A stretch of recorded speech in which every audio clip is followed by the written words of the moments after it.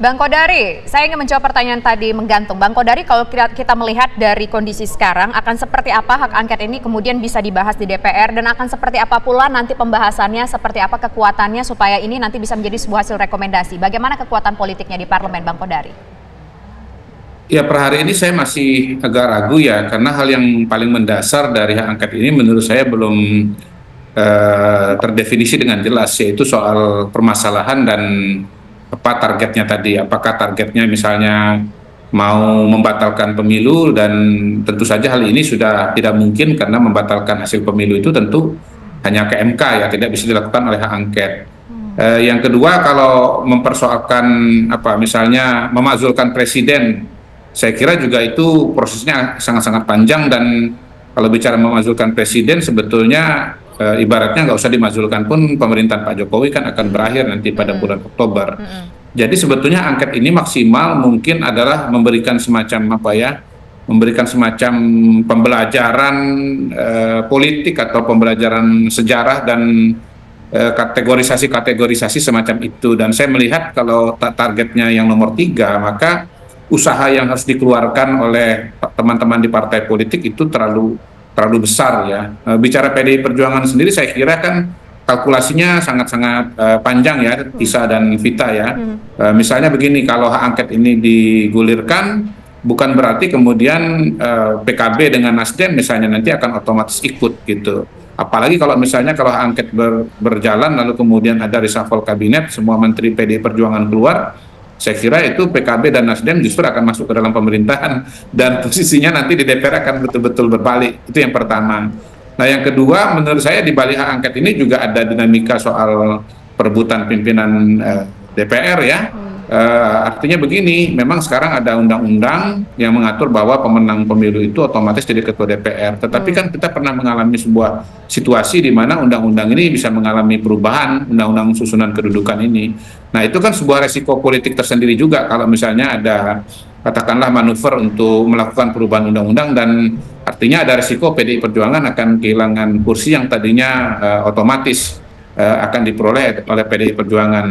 Jadi menurut saya ada banyak variabel-variabel yang pada hari ini nggak kelihatan, tetapi sesungguhnya berkaitan dengan soal hak angket ini apakah bisa dijalankan atau tidak ya. Belum lagi kalau kita bicara misalnya bahwa bisa disimpulkan seperti itu PKB apakah mau masuk ke dalam kabinet atau tidak. Menurut saya sih sebetulnya ini ya ini bagian dari negosiasi. Apakah partai-partai yang katakanlah misalnya diprediksi akan belum berhasil dalam Pilpres, tapi juga ada keinginan masuk ke dalam kabinet, itu sedang berusaha meningkatkan posisi tawarnya. Tapi balik lagi, menurut saya hak angket itu akan sangat tergantung kepada argumentasinya. Kalau argumentasinya kuat, tentunya akan lebih confident, maju, dan banyak yang mendukung. Tetapi kalau argumentasinya tidak cukup kuat, maka dengan sendirinya para pendukung akan menahan langkahnya dan bahkan mundur. Berarti masih dinamis ya Bang Kodari ya, kurang lebih ya, singkat Bang Kodari? Oh sangat sekali, ya, sangat dinamis sekali ya. Atau enggak ya? Sangat dinamis sekali. Jadi balik lagi bahwa ini semua masih sangat-sangat di awal, dan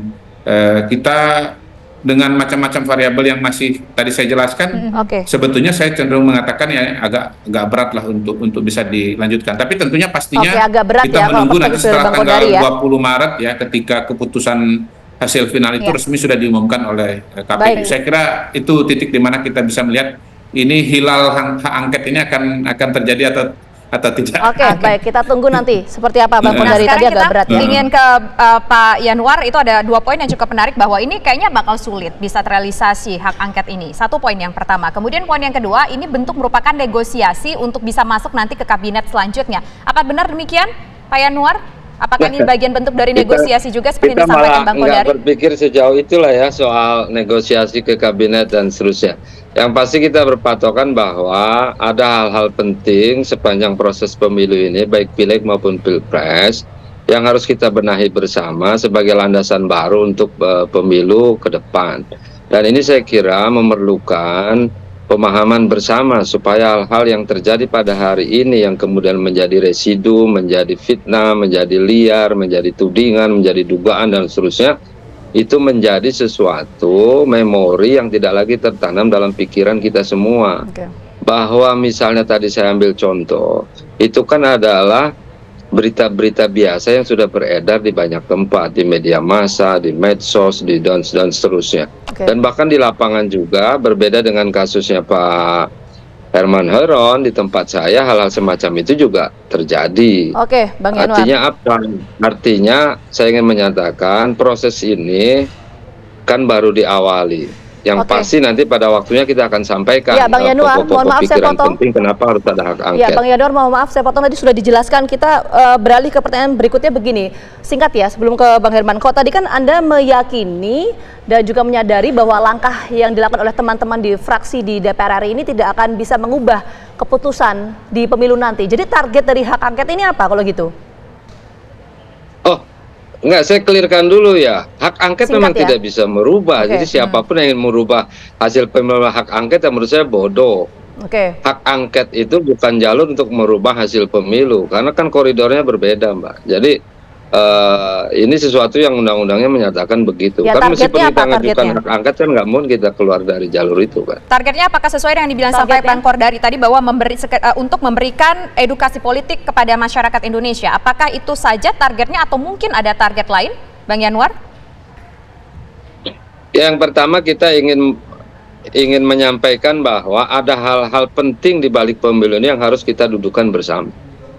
Jadi targetnya adalah hal-hal yang kurang pas, kurang baik, hal-hal yang buruk, hal-hal yang brutal atau apapun istilahnya, itu menjadi catatan kita bersama bahwa ini adalah tanggung jawab bersama gitu. Ini bukan saja tanggung jawab soal siapa penyelenggara pemilunya pada hari yang menjadi KPU atau siapapun pemerintahnya atau siapapun pimpinan partai politiknya, tapi pada hari ini pemilu 2024 kita mengalami satu keadaan di mana turbulensi politiknya agak berbeda dengan pemilu sebelumnya. Dan apakah ini hal-hal semacam ini akan terus berlanjut pada pemilu yang akan datang? Ya ayo kita clearkan sama-sama bahwa media yang terbaik untuk melakukan itu menurut kami salah satu adalah hak angket. Karena dasar konstitusionalnya bisa kita pertanggungjawabkan. Jadi nggak ada masalah dengan hak angket ini, nggak usah terlalu khawatir. Karena ini soal hal biasa saja. Di DPR kan hal biasa. Dulu juga hal angket sudah pernah dilakukan dan tidak ada kejadian-kejadian aneh. Oke, baik, kita tangkap poinnya. Kemudian kita mau ke Bang Herman. Bang Herman, seberapa optimis hak angket ini bisa bergulir dan juga diwujudkan nanti di parlemen? Saya belum bisa mengkalkulasi ya, itu tergantung kepada inisiator. Dan saya juga pernah menjadi inisiator beberapa hak keistimewaan DPR, dan tentu prosesnya tidak mudah, tidak sederhana, dan nanti akan penuh dengan argumentasi. Dan sekarang saja untuk pertanyaan kan menjadi bias gitu. Persoalannya di awal tentang kecurangan, tentang intimidasi pemilu, tentang bagaimana terjadinya hal-hal yang melanggar aturan kepemiluan. Tapi sekarang digeserkan ke persoalan-persoalan politik, yang kemudian penyelesaiannya adalah dengan penyelesaian politik. Padahal juga keputusan terhadap pelaksanaan pemilu juga merupakan keputusan politik antara DPR dan pemerintah yang didelegasikan pada akhirnya pelaksanaannya kepada penyelenggara pemilu. Nah, kalau kemudian ini terus terjadi, ini kan akhirnya menjadi opini, menjadi wacana yang dikembangkan, yang pada akhirnya ya saya khawatir saja ini justru arahnya adalah hanya untuk mendelegitimasi terhadap hasil pemilu presiden gitu. Nah, kalau brutal kan saya juga pertanyakan, yang di mana yang brutal? Jangan-jangan brutalnya justru di pemilu legislatif, bukan di pemilu presiden.